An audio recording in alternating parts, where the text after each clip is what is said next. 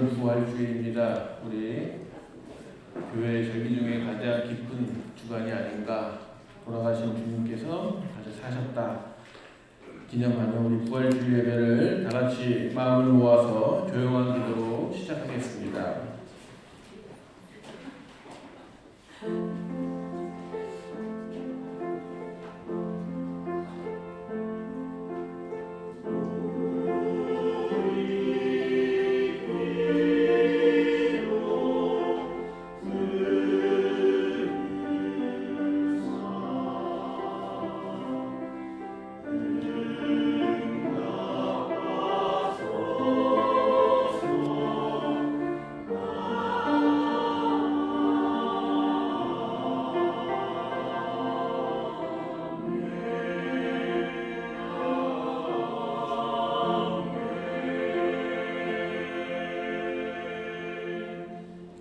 모두 자리에서 일어나셔서 예배를 위한 기원 드리시겠습니다.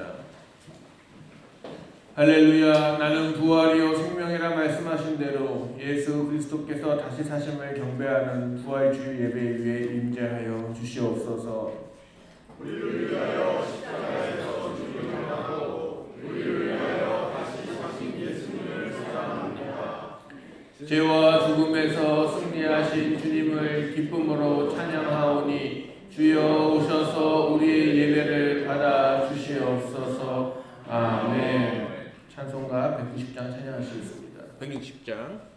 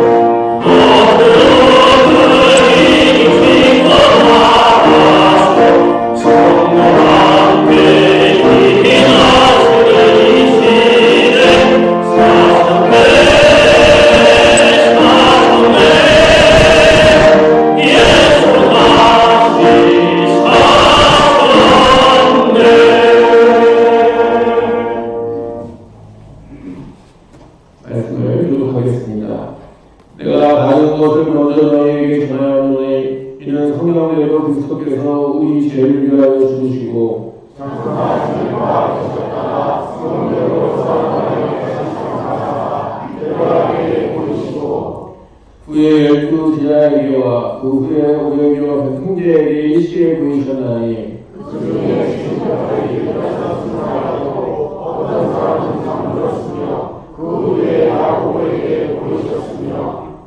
그 후에는 모든 사도에게와 맨 마지막에 완성되지 못하여 자 같은 네게도 보이셨느니라. 그리스도께서 만약에 다시 살아나지 못하셨으면 우리가 전파하는 것도 헛되고 또 너희 믿음도 헛되고 만약 그리스도 안에서 우리가 바라는 것이 다만 이 세상의 삶뿐이면 모든 사람 가운데 우리가 더욱 불쌍한 자이라. 그러나 이제 그리스도께서 죽은 자 가운데서 다시 살아나사 잠자는 자리에 참 열매가 되셨도다. 아멘. 모두 자리에 앉으셔서 찬송과 165장 찬양하시겠습니다.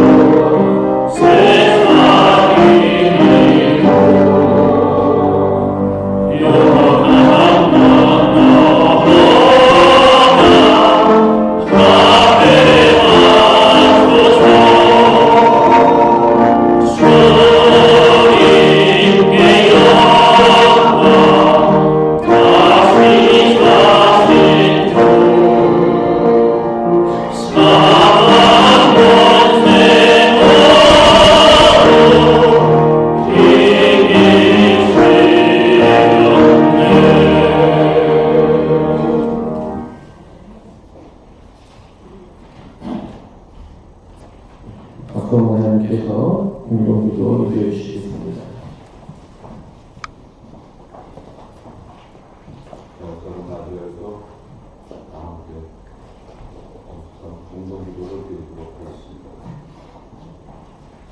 우리들을 향한 사랑 때문에 이 땅에 오셔서 그 사랑 때문에 고난과 고통을 겪으시고 그 사랑의 위대함을 영원히 드러내시며 부활하신 주님의 끝없는 사랑에 감사와 찬양을 드립니다.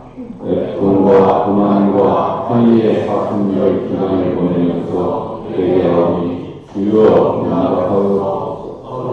성하여라 내가 너희를 사랑한 것과 같이 너희도 서로 사랑하여라 하시니 주님의 마지막 세 계명은 잊은 채 이에 파산적인 믿음으로 살아갔습니다.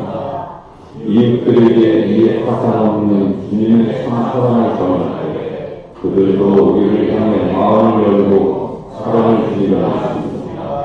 그때 비로소 이루어지는 서로의 사랑 고통으로 주님의 참 사랑이 드러날 때라고 믿습니다. 그러나 이웃들에게 주님의 자녀라는 권위적, 유전적 착각 속에 빠진 바리새인처럼 거룩한 척 행동함으로 오히려 비웃음과 미움을 받았고 더 나아가서 주님께 가까이 오려는 영혼들의 발걸음도 방해하는 큰 죄를 저질렀음을 자각하며 회개합니다.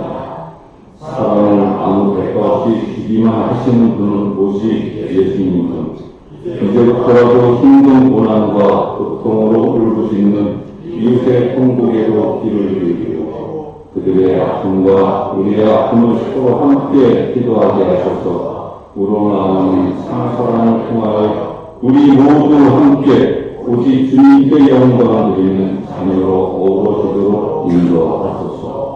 자기 중심적 믿음 생활을 하는 이는 부족한 인간까지도 사랑해 주시는 분은 오직 주님뿐.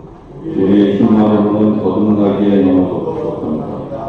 주님 성령 충만을 허락하셔서 주님이 부활하신 오늘부터라도 부족했던 어제의 모습은 벗어버리고 서로를 진정으로 귀히 여기는 참사랑의 영혼으로 거듭나기를 원합니다.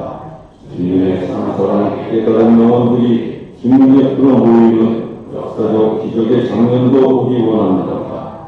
주님이 귀히 여기시는 이 한강감리 교회와 이 교회의 사명을 감당하기 위하여서 눈물과 열정으로 기도하시는 목회자님들 그리고 또 바라보는 고난과 고통 가운데서도 주님만 의지하는 힘든 영혼들 진정으로 주님을 따르려는 이 한강교회 가족들 모두를 위한 크나큰 주님의 축복을 멈추지 말아주소서.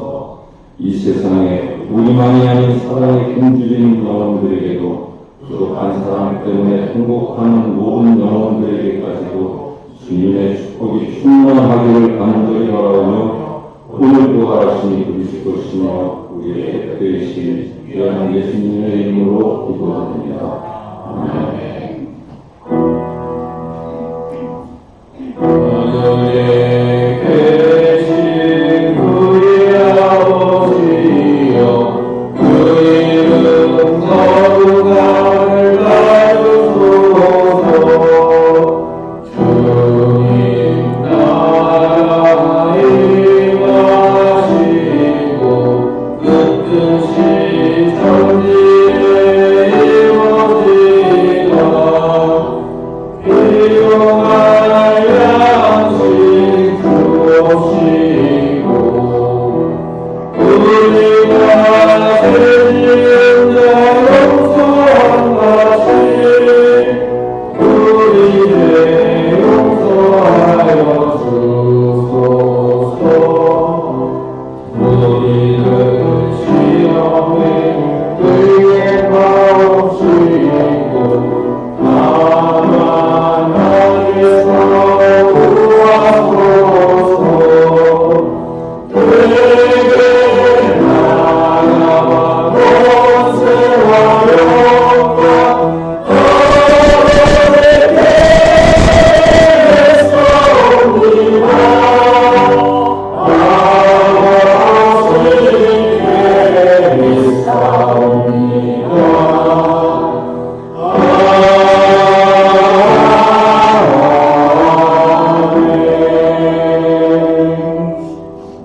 오산나 찬양대 십자가 보혈 앞에 내 주는 살아계시고 찬양하시겠습니다.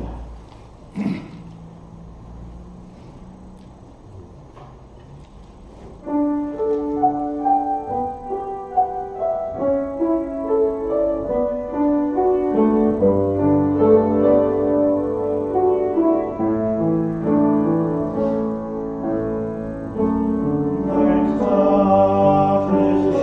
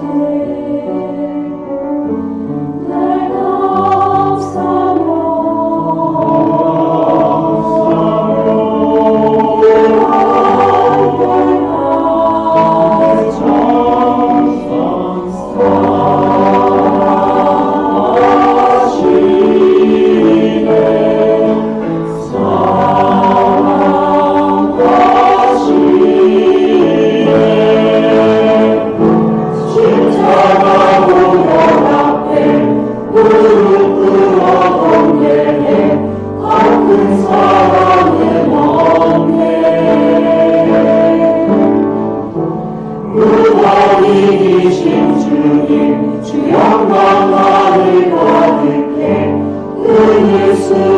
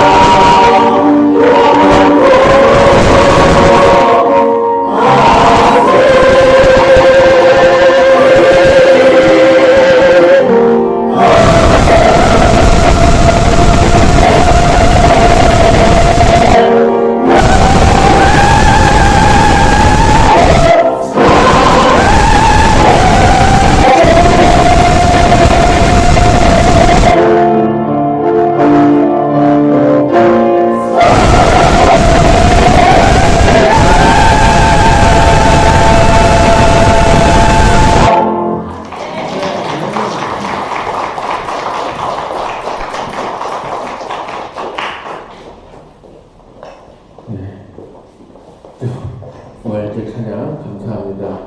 뒤에 앉아 있었는데 소리가 워낙 커가지고 귀가 멍멍하게 크게 불러주셨습니다. 감사합니다. 이 시간 주시는 하나님 말씀을 보도록 하겠습니다. 이 시간 주시는 하나님 말씀 율법서 3장 7절에서 11절 말씀입니다. 율법서 3장 7절에서 11절 말씀 우리 다 같이 한 목소리로 말씀을 공독하겠습니다. 나는 내게 이루었던 것은 무엇이든지 그리스도 때문에 해로운 것으로 여기게 되었습니다. 그뿐만 아니라 내 주 예수 그리스도를 아는 지식이 가장 고귀함으로 나는 그 밖의 모든 것을 해로 여깁니다. 나는 그리스도 때문에 모든 것을 잃었고 그 모든 것을 옹물로 여깁니다. 나는 그리스도를 얻고 그리스도 안에 있는 사람으로 인정받으려고 합니다. 나는 율법에서 생기는 나 스스로의 의가 아니라 그리스도를 믿는 믿음으로 말미암아 오는 의 곧 믿음에 근거하여 하나님에게서 오는 의를 얻으려고 합니다. 내가 바라는 것은 그리스도를 알고 그분의 부활의 능력을 깨닫고 그분의 고난에 동참하여 그분의 죽으심에 본받는 것입니다. 그리하여 나는 어떻게 해서든지 죽은 사람들 가운데서 살아나는 부활에 이르고 싶습니다.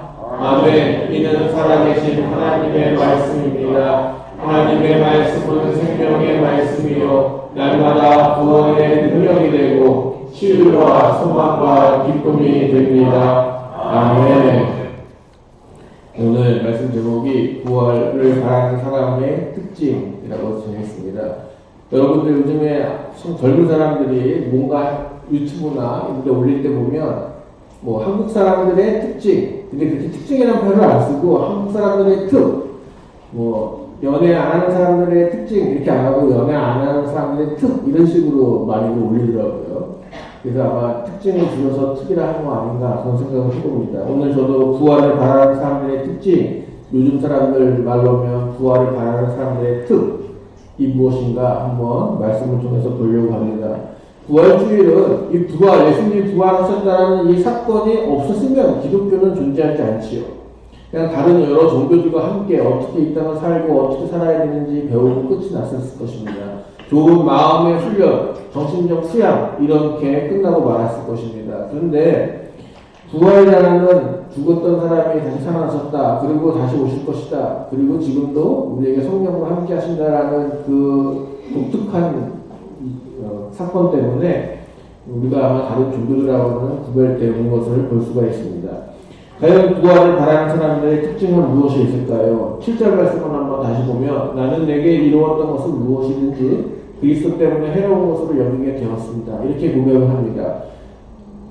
예수님을 따르는 사람들, 부활을 따르는 사람들은 특징이 뭐냐? 내가 하고 싶은 걸 하는 것이 아니고 하나님이 원하시는 것, 예수님이 원하시는 것이 무엇인지 그것을 따르려고 하는 사람들입니다. 그래서 내가 좋아하는 것들은 해로운 것으로 여기고 내가 좋아하지 않았던, 내가 잘 몰랐던, 내가 원치 않았지만 예수님이 원하신다면 그 예수님이 원하시는 것을 하는 사람들. 그래서 나를 버릴 수 있는 사람이 바로 부활을 바라는 사람들의 첫 번째 특징입니다.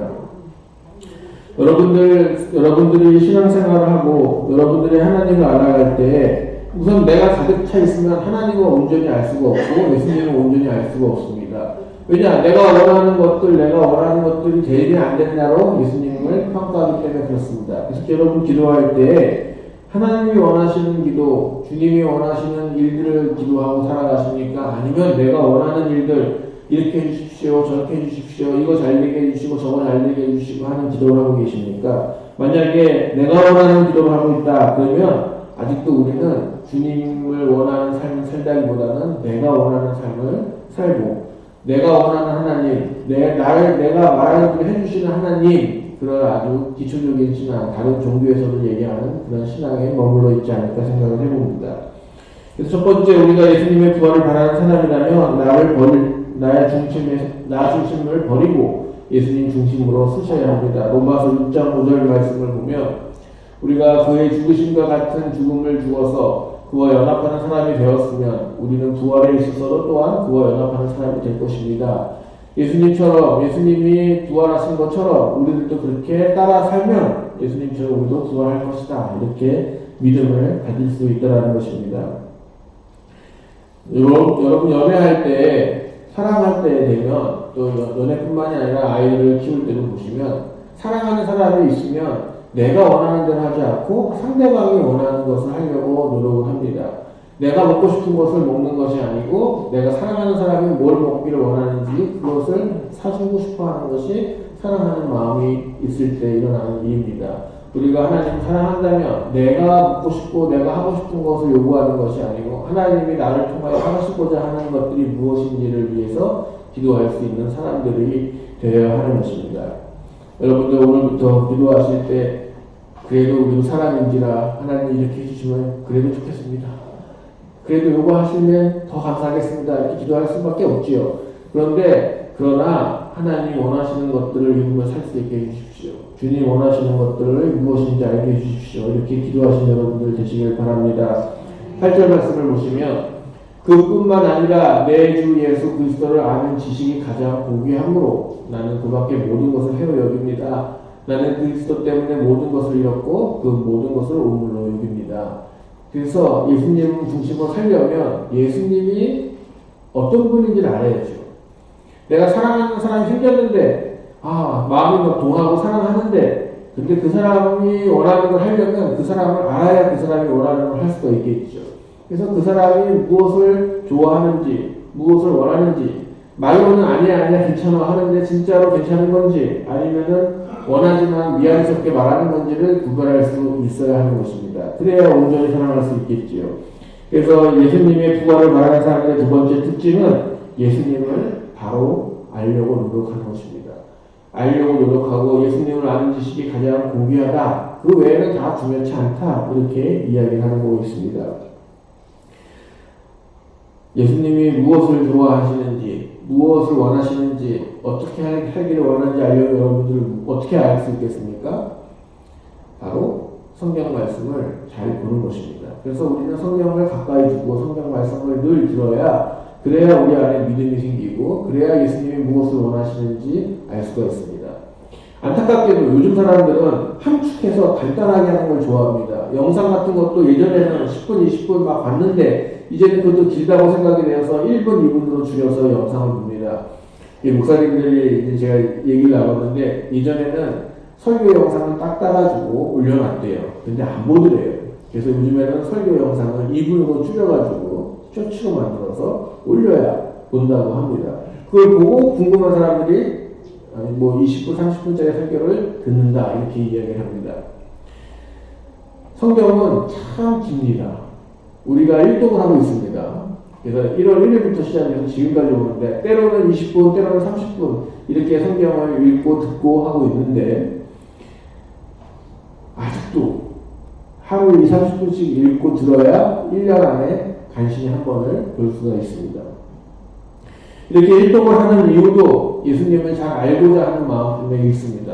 근데 때로는 우리가 성경을 핵심만 알면 되지 굳이 다 읽을 필요가 있나 간단 요약 하루에 다 읽는 성경 이런 거 하면 얼마나 좋을까라고 생각합니다. 물론 하나님의 기쁘신 가장 기본적인 뼈대가 되는 것은 그렇게 충분히 이해할 수 있지만 디테일한 것들, 자세한 것들 그리고 그것들이 섬세한 것들을 우리가 알 수 없기 때문에 성경을 때로는 지겹고 한 얘기 또 하는 것 같고 하더라도 우리가 성경을 계속 봐야 한다 이렇게 이야기하는 것입니다.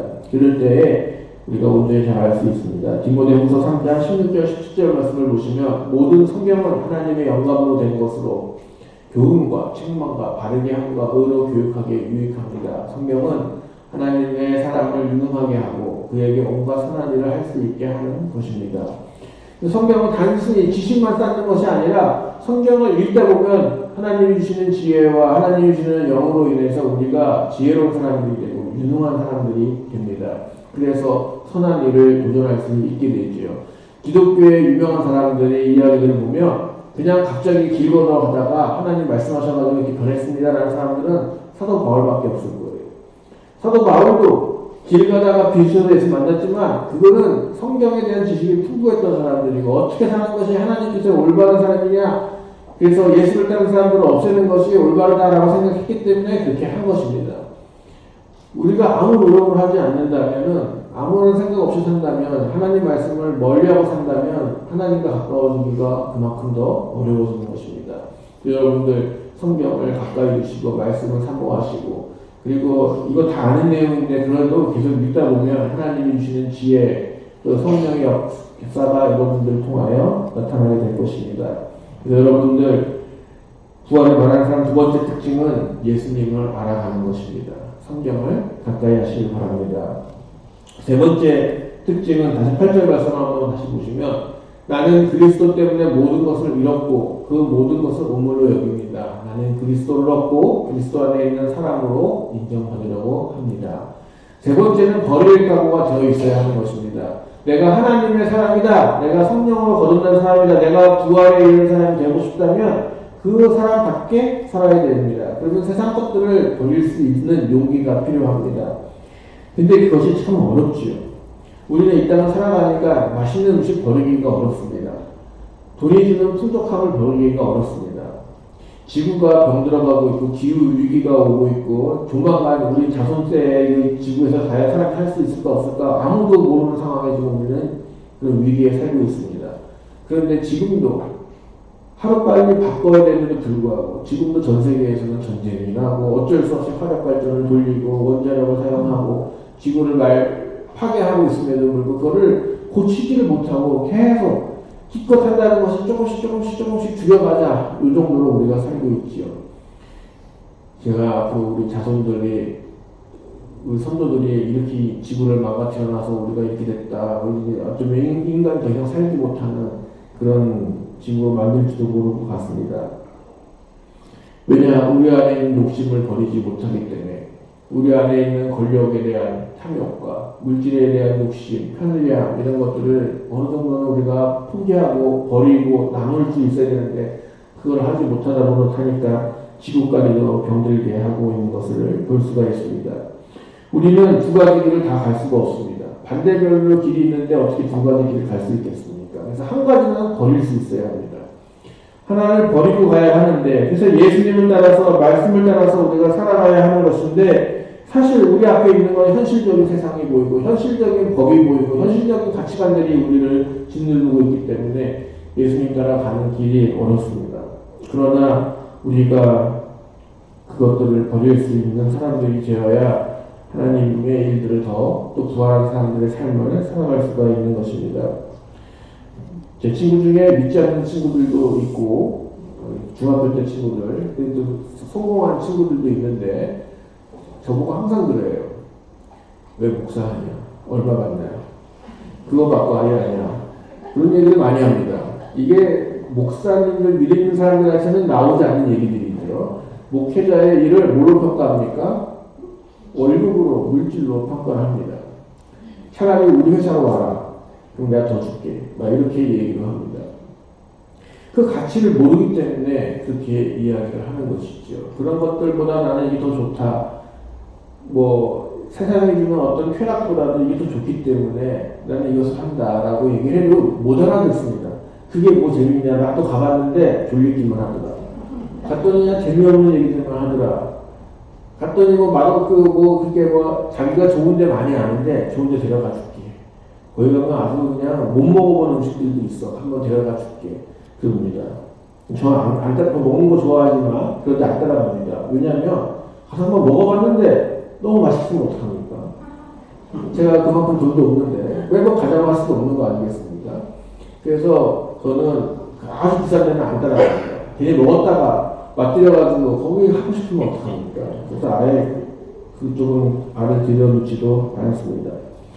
우리가 취미생활도 마찬가지입니다. 취미생활에 한번 빠지면 거기에 빠져가지고 그것이 주는 기쁨 때문에 거기에 아끼지 않고 돈을 투자하는 사람들도 있죠. 무슨 장비를 사야 되고 거기에 자기의 시간과 노력을 다 투자합니다.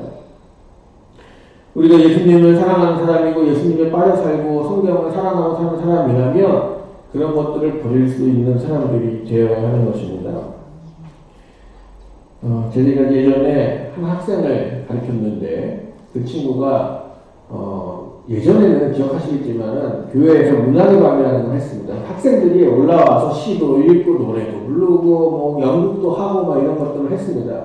그러면 교회 안 다니는 친구들이 자기 친구들 초대해서 우리 교회에서 이런 거 하니까 공연 보러 오라. 우리 찬양하는 거 노래하는 거 들으러 와라. 그러면 또 친구들이 또 와요. 그러면 그때는 그렇게 와가지고 친구들이 하는 것도 보고 나도 저거 해보고 싶다 하면은 교회에 나오기도 하고 그랬었죠. 그래서 문학의 밤이라는 걸 하고 있는데 저희 교회 아이들이 그림을 잘 못 그리는 겁니다. 무대 장치를 해야 되는데 그림을 못 그리니까 이게 문제가 생겼습니다. 그래서 제가 아이들한테 니네 방에서 그림 잘 그리는 애 하나를 데리고 와라. 교회 나오라는 얘기 하지 말고 요 와서 무대 좀 그릴 수 있는 부탁을 좀 해라.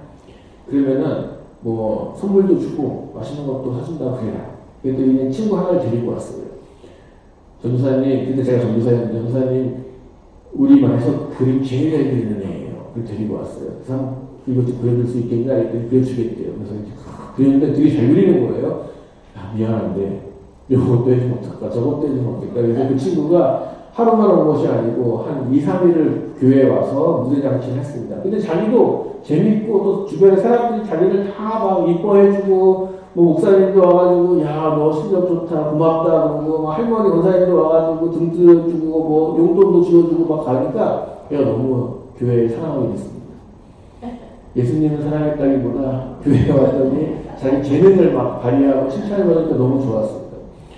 그리고 이제 문학의 밤이 시작이 됐습니다. 그랬더니 사람들이 와가지고 친구들이 보고 야 저거 너무 잘했다고 칭찬해주니까 이 친구가 저한테 딱 오더니 전도사님 저도 교회 다녀도 됩니까? 이렇게 물어봐요. 그럼 다녀도 되지? 그랬습니다. 그랬더니 자기도 교회에 나오겠다는 거예요. 그래서 매주일을 교회에 옵니다. 교회에 오면서 성경 말씀을 듣고 예수님의 사람이 이래야 된다 저래야 된다는 얘기 듣고 성령의 사람들의 얘기를 들었습니다. 그리고 이제 봄이 지나고 여름이 와서 수련회를 갈 때가 됐습니다. 수련회 갈 거니까 그때 옛날에는 기도를 밤에 막 밤새 기도하고 막 그러지 않았습니까? 기도할 거 성령 받을 생각하고 와 제가 저한테 오더니 성령이 뭐예요? 이렇게 물어보는 거예요. 그래서 제가 성령은 하나님의 영이 우리에게 오시는 거예요. 하나님 만나는 걸 그렇게 얘기하는 거야. 그러면 놀라운 경험을 할 수 있어. 우리가 생각하지 못한 것들을 알게 돼. 그랬더니 자기가 가고 싶다는 거예요. 근데 엄마 아빠가 허락을 안 해준다는 거예요. 그래서 전도사님이 허락을 좀 받아줬으면 좋겠대요. 그래? 내가 한번 얘기해볼게. 그랬습니다. 그러고 나서 좀 있다가 얘기하는데 엄마 아빠가 오지 말래요. 그러는 거예요. 그래서 왜 그러냐 했더니 사실은 자기 아버지가 불교계에 아주 유명하신 그림 그리는 분이래요. 그래서 웬만한 절에 가면 그림들이 걸려있는데 자기 아빠가 그린 거라는 거예요. 그리고 엄마는 제가 용어를 잊어먹었는데 엄마는 우리로 말하면 교회의 전도사님 같은 그런 역할을 하시는 분들이래요. 그래서 절에서 자기 엄마 아빠가 되게 유명하고 꽤 지위가 있는 사람이라는 얘기를 하는 거예요. 그래서 그림 한 장 그리면 이런 일들을 하는 건데 우리로 표현하면은 우상을 만드는 우상 그림을 그린다 그렇게 표현할 수도 있겠죠. 그런데 자기 딸이 어느 날 웬 전도사님을 만나가지고 교회를 다니기 시작한 거예요. 이 집에서 큰일 난 거죠. 그래서 이제 교회 못 나가게, 주일날 못 나가게 나왔습니다. 그래서 저한테 왔어요. 학교를 가야 되니까 학교 갔다가 교회가 학교 밑에 있으니까 저희 교회 잠깐 들려서 전도사님 저 이제 일요일날 교회 못 와요. 그 대신에 토요일날 예배 드리면 안 될까요? 그러는 거예요. 그래. 그럼 토요일날 예배 드리자. 그래서 중고등부 예배를 토요일날 바꿔가지고 우리 교회들뿐만 아니라 올 수 있는 다 알아서 토요일날 예배를 드리기 시작했습니다. 근데 이게 참 대단하죠. 걸렸습니다. 그러더니 아예 이제 토요일 다 못 나가게 감금을 시킨 겁니다. 근데 이 친구는 성령을 받고 싶다는 거예요, 자꾸만. 그래서 수련회는 평일날 가잖아요. 자기가 학원에 간다고 하고 나올 테니 전도사님이 자기를 태우고 수련회장에서 갔다가 저녁 먹기 전에 데려다 줄 수 있겠냐는 거예요. 그래서 그거는 제가 좀 힘들잖아요. 그래서 제가 목사님한테 말씀드렸더니 목사님 한참 고민하시더니 그래 한 영혼 구원하는 한 영혼이 천하보다 귀하다는데 그렇게 합시다. 그래가지고 제가 새벽에 수련회 장소에서 나와서 애를 태워가지고 다시 와서 예배도 드리고 기도회도 하고 프로그램도 하고 놀기도 하고 저녁 때 얼른 태워서 다시 집에 앞에다 내려주면 갔다가 다음날 또 제가 또 새벽에 왔습니다. 그것을 한 3일을 반복을 했습니다. 제가 너무 피곤하니까 드디어 오늘이 마지막 날이다. 이제 좀 쉴 수 있겠구나 하는 마음에 마지막으로 그 아이를 데리고 갔습니다. 마지막 저녁 기도회가 제일 우리가 뭔가 또 뜨겁고 기대하는 날이지 않습니까? 근데 이 얘가 이렇게 얘기합니다. 준사님이 아직까지 성경을 못 받았어요. 근데 목사님 얘기로 들어보니까 오늘 저녁에 성령님이 오신다는 거예요. 근데 잘 가야 되니까 지금 빨리 땡겨서 해주면 안 되는 거예요. 그래서 목사님께 말씀드렸어요. 그랬더니 목사님이 참 대단하다. 우리 교인들이 이걸 알아야 되는데 하면서 자, 홍도사님 우리 셋이서 모여서 기도합시다. 그래가지고 밥 먹기 전에 쉬고 있는데 데리고 왔어. 안수하고 기도하고 찬양 부르고 있었습니다. 근데 이때 얘가 성령을 받았어요. 아멘. 얘가 성령을 받아서 막 우리가 그 막 눈물을 흘리고 막 그런 증상들 있지 않습니까? 얘가 그거 된 거예요. 그랬더니 집에 안 가겠더라고요. 성령을 받았으니까 자기 여기가 너무 좋으니 자기 여기서 살겠다는 거예요. 그래서 그건 안 된다. 그랬다가는 뭐 교회 생활을 하면 안 되니까 우선은 가자. 그래서 제가 펑펑 울고 기도하는 애를 안아다가 차에다 싣고 그러고는 제 집에서 데려줬습니다. 근데 이때부터는 싸움이 시작이 된 거예요. 그전에는 숨어서 했는데 이제는 얘가 숨지를 않아요. 나는 성령을 받은 사람이고 예수님 살아계신 걸 알겠고 예수님의 부활을 믿는 사람이 됐으니 어머니 아버지가 따라오셔요. 아니면은 나 안 되겠습니다. 그리고는 그래서 걔가 한 달 동안 엄마가 손을 붙잡고 학교를 데려다주고 끝나고 엄마가 손 붙잡고 저를 갖다가 집에 오는 일을 한 달 넘게 했습니다. 6개월을 그렇게 했다고 그러더라고요. 근데 자식을 못 일어나요.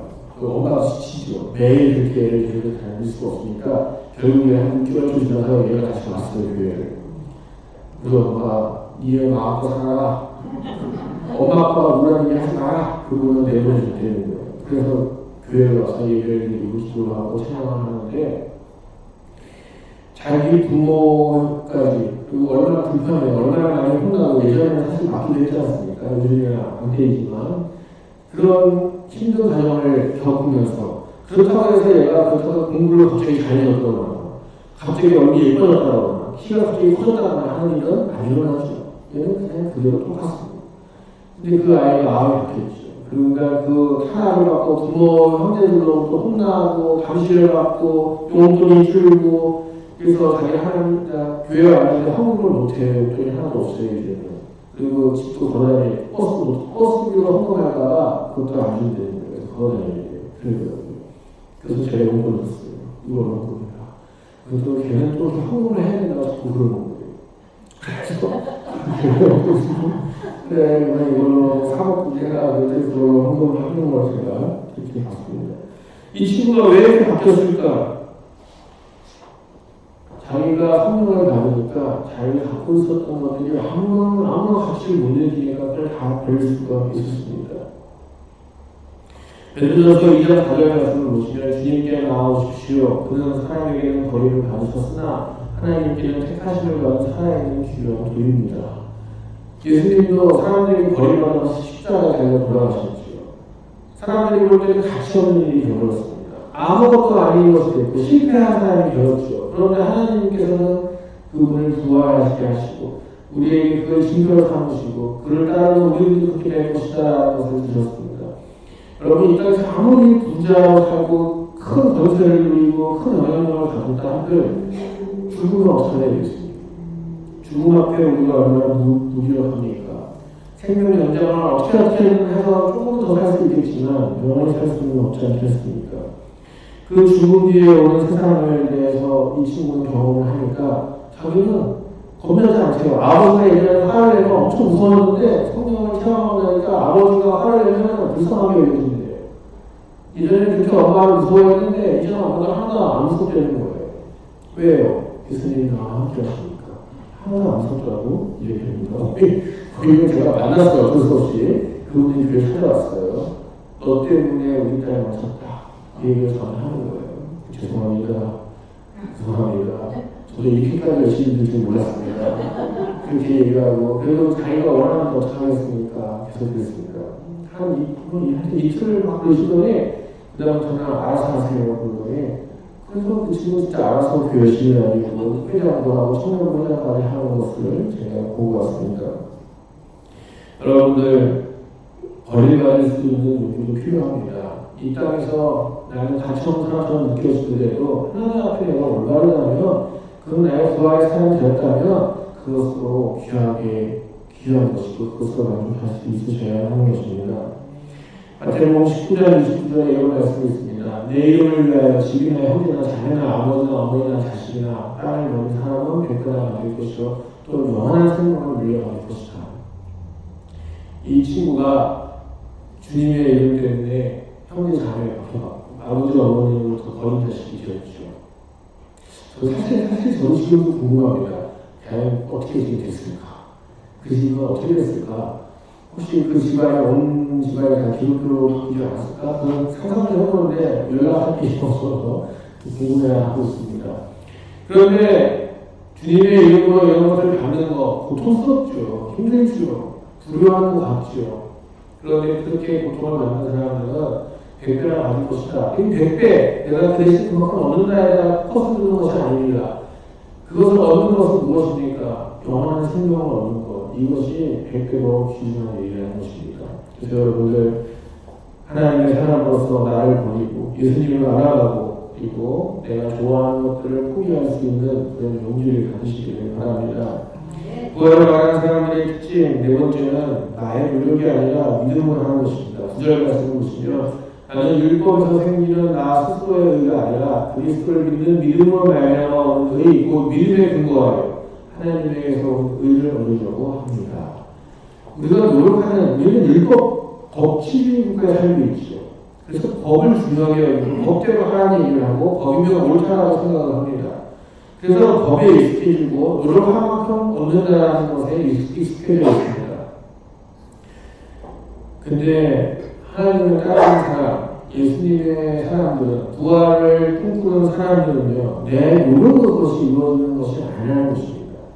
아까 좀 전에 말씀드렸던 그 친구도 자기가 노력해서 그렇게 바뀐 게 아니고 성령을 체험하고 나니까 그렇게 저절로 바뀌게 되고 그 후에 노력을 하는 것을 볼 수가 있는 것이죠. 그래서 여러분들 나의 노력으로 신앙생활을 하는 것이 아닙니다. 먼저 믿고 있는 여러분들이 내가 노력하고 잘했기 때문에 하나님 나를 먼저 부르셨다라고 생각하시면 안 됩니다. 주님은 늘 지금도 모든 사람들을 부르고 계시지요. 그 부름에 응답할 수 있도록 우리가 그 마음들을 열어야 하는 것입니다. 우리가 노력하고 우리가 성취하고 이루는 것이 중요한 것이 아니라 주님이 오셨을 때 그것을 받아들일 수 있는 사람들이 되어야 하는 것이죠. 내 그릇을 채우는 것이 아니고 내 그릇을 깨끗이 비우는 것이 중요합니다. 그래야 거기에 예수님이 채워질 수가 있기 때문입니다. 요한복음 15장 16절 말씀을 보시면 너희가 나를 택한 것이 아니라 내가 너희를 택하여 세운 것이다. 그것은 너희가 가서 열매를 맺어 그 열매가 언제나 남아있게 하는 것이다. 그리하여 너희가 내 이름으로 아버지께 구하는 것은 무엇이든지 다 받게 하려는 것이다. 우리가 주님 안에 있고 주님이 우리를 선택했다는 것을 확고한다면 우리는 주님 앞에 무엇이든지 다 얻을 수가 있습니다. 근데 이 말씀이 좀 변질이 있죠. 아버지께 구하는 것은 무엇이든지 다 받게 하려는 것이다. 그랬더니 다시 세상 쪽으로 돌아가서 하나님 한 100억 정도? 하나님 한 10,000 정도? 하나님 아주하면 내가 사장이 될 수 있도록 이런 것들도 다 구하면 되는 걸로 우리가 착각을 하죠. 아버지 이름으로 구하는 것 무엇은 다 구할 수 있다. 무엇입니까? 하나님의 성령을 구할 때 다 받을 수가 있는 것입니다. 여러분들 주님이 내게 오십시오. 나의 뜻과 나의 가치관과 나의 목적과 내가 좋아하고 내가 사랑하는 것들을 버려버리시고 주님 오십시오. 주님 뜻대로 하겠습니다. 주님 말씀하신 대로 하겠습니다. 라고 고백하고 기도할 때 그 기도를 하나님께서 뭐든지 다 들어주신다는 것입니다. 그래서 여러분들 주님이 원하시는 기도를 하시길 바랍니다. 주님이 요구하는 것들 하나님께 다 이루시는 놀라운 시험을 경험하시기를 바랍니다. 제자들도 예수님의 부활을 경험하고 성령이 오시고 난 다음에 제자들 나가서 예수님을 전했고 기적이 일어났고 믿음의 일들을 이룹니다. 기적이 여러분들 왜 일어납니까? 나 잘 되라고 나 위대해 보이려고 기적이 일어나는 것이 아니고 하나님의 뜻을 이루기 위해서 일어나는 것입니다. 내가 원하는 걸 조절할 수 있는 것이 아닙니다. 그래서 성경 말씀에 성령을 맡겨 주십시오. 내가 돈 이만큼 드리겠습니다. 하는 이야기도 나오지 않습니까? 사람들은 자꾸만 하나님의 능력을 통해 자기 이익을 얻으려고 하다 보니까 이런 생각을 하게 되는 것입니다. 노력이 필요합니다. 노력 없이 잘 되는 건 없습니다. 노력이 필요하지만 그 노력보다 더 중요한 것이 주님의 은혜가 여러분과 함께하고 성령이 여러분과 함께하는 것, 그것이 가장 기초로 기본으로 그것이 가장 중요합니다. 에디슨이 이렇게 얘기하죠. 1%의 재능과 99% 노력으로 천재가 된다 이런 얘기를 하죠. 근데 그 1%가 없으면 100이 될 수가 없어요. 99% 노력을 할 수 있지만 그 1%가 없으면 안 되는 것이에요. 프로그램을 다운로드 받는데 99% 받았어요. 그거 실행하려고 하면 실행이 안 돼. 100%를 다 받아야 비로소 실행이 되는 거죠. 그 1%가 무엇이냐? 바로 성령이 오시는 겁니다. 부활하신 주님을 만나는 것입니다. 여러분들도 제일 많이 기도해야 하는 것은 그거죠. 주님 오시옵소서. 주님 오시옵소서. 주님 나를 불쌍히 여겨주시옵소서. 내가 이렇게 됐고 내가 이렇게 됐고 내가 이렇게 됐는데 하나님 말씀에 이렇게 하셨으니까 나 이렇게 해주십시오. 이것은 기도가 아닌 것입니다. 그건 자꾸 나를 드러내고 있는 것이죠.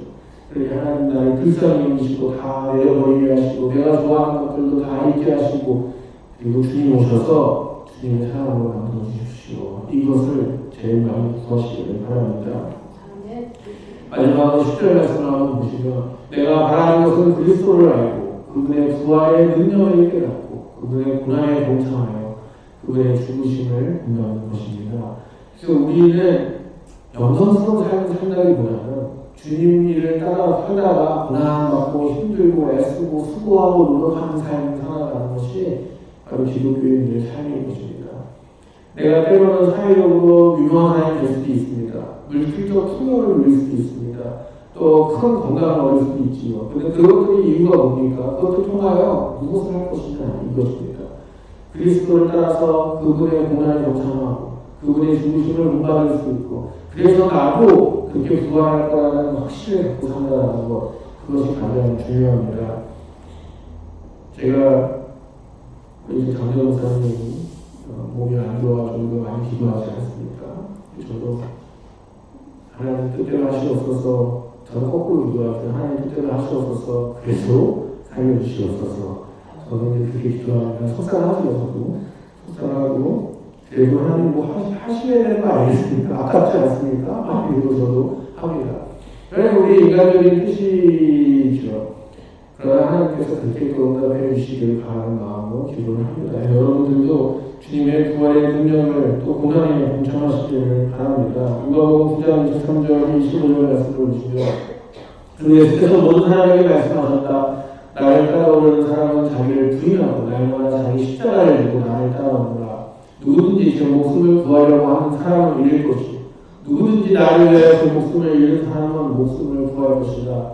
사람이 온 세상을 얻고도 자기를 잃거나 빼앗기는 무슨 이득이 있겠느냐. 이렇게 예수님께서 말씀하십니다.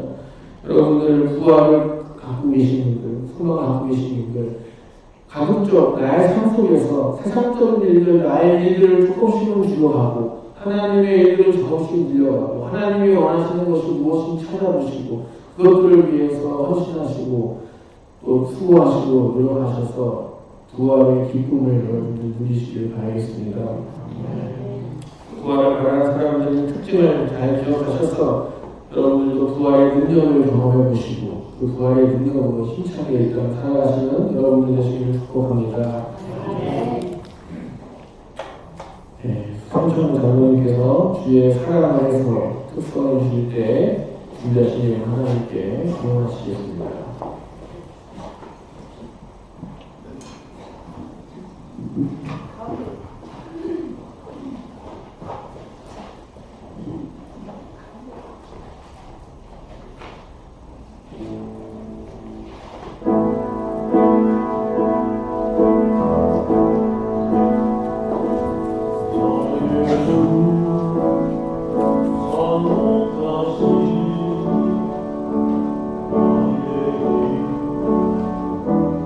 인도하는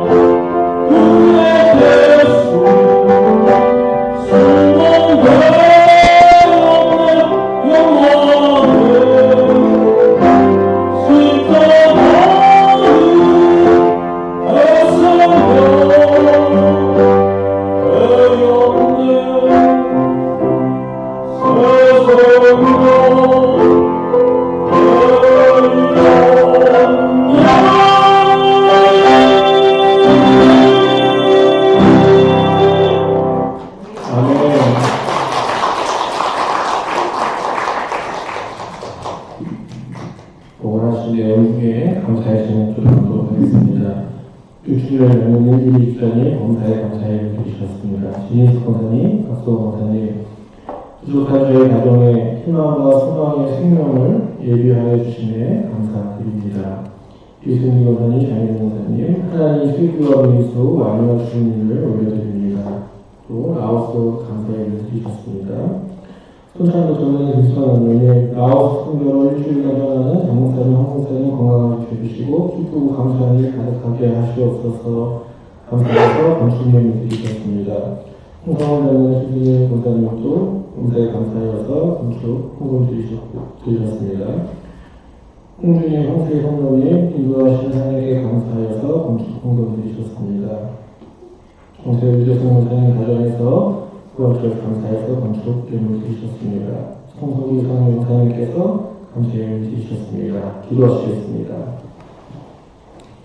주님 부활을 가져와서 주님의 부활의 능력이 공창하시는 우리 한강교회 모든 성도님들에게 하여 주시옵소서. 부활의 놀라운 힘과 능력과 또 그 기쁨을 우리 함께 누리게 하시고 이 땅에서 오는 모든 고통스럽고 힘들고 어렵고 괴로운 것들을 다 이겨낼 수 있도록 성령님 모시옵소서. 우리를 회복시켜주시고 우리가 하나님의 사람으로서 기쁘게 살아갈 수 있고 또 사랑으로 살아갈 수 있도록 주님 인도하여 주시옵소서. 새 생명을 허락해 주시는 하나님 감사합니다. 하나님 생명들을 통하여 더 많은 일들과 기쁨과 또 충만함을 누릴 수 있도록 하나님 함께하여 주시옵소서. 감동케 하여 주시옵소서. 자녀들을 위하여 하나님 기도하고 예언을 드리오니 자녀들을 기억하여 주시고 주님 말씀하여 주시고 주님께서 이끌어 주셔서 하나님의 사람들로서 이 땅을 살아가는 데 부족하지 않도록 하나님 인도하여 주시옵소서. 라오스를 위하여 드리고 라오스를 향한 사람들을 위하여 드리는 예물도 기능시하게 받아 주시옵소서.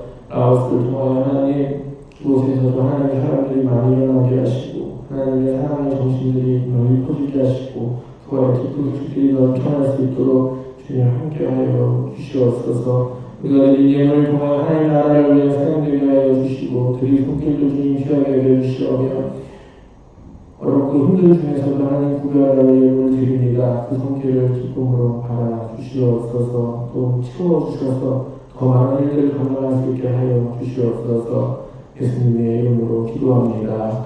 아멘.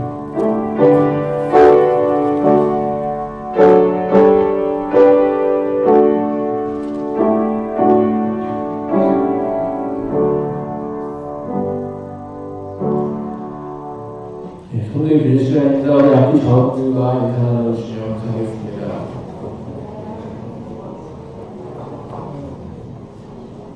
네, 오늘은 삼조선교에서 식사를 준비해 주셨습니다. 그래서 맛있는 음식들 드시면서 또 좋은 대화를 나눠주시면 감사하겠습니다. 네. 오늘은 부활절 청년들은 오늘 부활절 연합 집회가 있습니다. 2시에 예우교에서 있으니까 청년들은 같이 참여해 주시면 감사하겠고요. 다음 주는 각구 원래가 있고요. 기획위원회도 모이도록 하겠습니다. 그래서 기획위원회 전원님들은 예배 끝나면 다음 주에 저랑 같이 상박 4월부터 5월 무슨 일들을 같이 얘기를 나누고 계획을 세웠으면 좋겠습니다. 네, 우리 4월 8일부터 실질적 고3 절차에 들어갑니다. 그래서 감정평가사분들이 오셔서 감정평가를 진행이 됩니다. 그 사전 준비는 잘 됐고 이제 오셔서 실질적으로 측량하고 가는데 좋은 결과 있기 위해서 기대해 주시면 감사하겠습니다. 군대 다니는 우리 조정호 청년과 또 이제 우리 김지우 학생 수험생이 됐는데 잘 준비할 수 있도록 기대해 주시면 감사하겠습니다. 저는 오늘 출발하고요. 장주신 목사님께서는 내일 출발해서 다른 분들과 함께 내일 오십니다. 저는 원래는 다 같이 오늘 떠나기로 했었는데 다들 월요일날 예약하시고 저만 어떻게 예약했습니다. 그래서 저도 바꾸려고 했더니 한 2배 비용이 많이 들더라고요. 하나 싼 거를 제가 구매해놔가지고 그래서 그냥 하루 먼저 가서 저는 가서 이따가 같이 참여하려고 합니다. 기도해 주신 건강하게 잘 갔다 올 수 있도록 기도해 주시기 바랍니다. 우리 부활절이라고 우리 이종환 교사님, 김혁 교사님께서 부활절 제안과 조효 장로님께서 또 예쁘게 꾸며주셨습니다. 감사드리고요. 성도부 이상민 교사님께서 부활절 귤과 약과 이제 약식이라고 제가 보니까 약식과 귤을 제공해 주셨습니다. 이거 근데 식사가 잘 준비되어 있으니까요. 가지고 가셔서 잘 드시거나 혹시 식사 못 하시는 분들 가지고 가셔서 드시면 좋을 것 같습니다. 네, 그래서 제가 없어서 이번 주는 새벽기도는 자유새벽기도로 모이도록 하겠습니다. 근데 오실 때 제가 없지. 저는 가급적 조금이라도 일찍 와서 문을 열려고 하는데 제가 없으니까 가급적 시간 맞춰서 같이 들어오시는 방향으로 해주시면 좋겠습니다. 먼저 들어올 때 좀 무섭거나 놀라실까봐 제가 늘 먼저 오긴 하는데 제가 없으니까 여러분들 가급적 시간 맞춰서 와서 기도하고 가시면 좋겠습니다. 네. 주차하실 때 이 앞에 안쪽으로 계시는 분들은 조금 더 바짝해서 뒤에 차가 잘 빠져나갈 수 있도록 이렇게 신경 써주시면 감사하겠습니다. 네. 또, 부활주의니까 여러분들, 부활의 기쁨들 잘 간직하시고, 또, 우리가 주름 뒤에 있을 그 기쁨의 놀라운 일들을 체험하시는 여러분들 되시기를 바라겠습니다. 다 같이 일어나셔서 별따라시고 파송처럼 부르신 후에 축도의 예배를 마치도록 하겠습니다. 우리에게 하늘의 꿈을 꾸게 하시는 하나님, 믿음이 부족하여 하나님께서 일하시는 모습을 보지 못하고 걱정하고 근심하고 때로는 불평하는 우리들에게 하늘의 별을 보게 하시며 하나님께서 이루실 세상을 바라보게 하시옵소서. 성령님 우리를 도와주셔서 전쟁과 비하, 질병과 기후 변화로 인한 재난, 편견과 거짓됨, 차별과 폭력의 혼란 속에서도 하나님의 나라를 이루게 하여 주시옵소서. 아멘.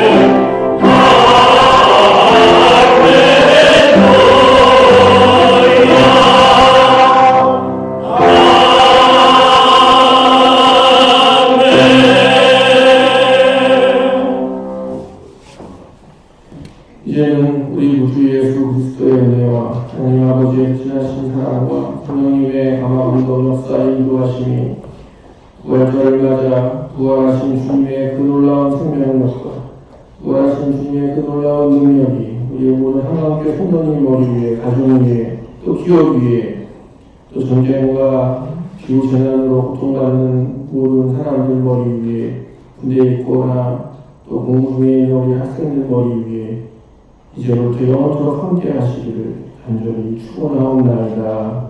아멘.